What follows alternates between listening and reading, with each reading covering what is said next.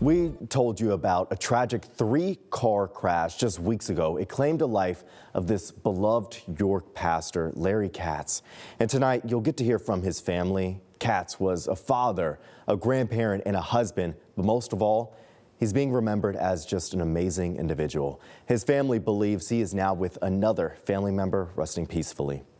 He knew that he would be reunited with her, and he was ready. Larry Katz's family is certain their father is with their mom right now after he died in a car accident on Route 15 in Adams County. The family believes he was heading to a restaurant.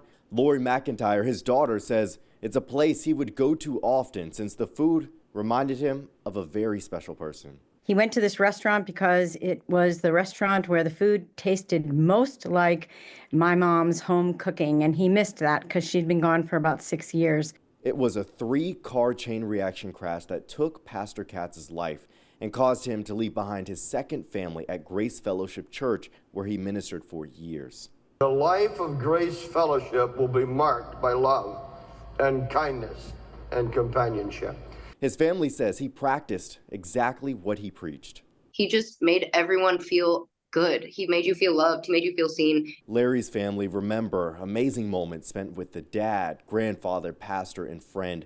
For that, they are very thankful and can recognize the fulfilling life he lived.